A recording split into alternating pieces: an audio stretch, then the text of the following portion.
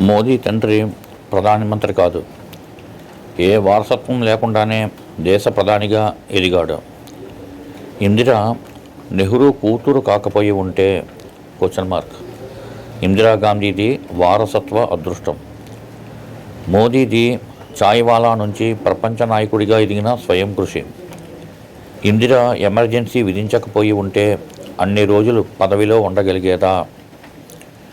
మోదీ ఏ emergency విధించకుండానే record బద్దలు కొట్టారు.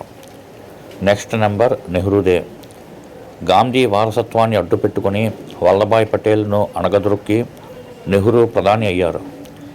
మోదీ గుజరాత్ ముఖ్యమంత్రిగా తనని తాను నిరూపించుకుని భారతదేశ ప్రధాని అయ్యారు. Both are not same. Jayasimha ఉవాచ బై జయసింహ. ఫేస్బుక్ నుండి సేకరణ. భారత్ మాతాకి జై.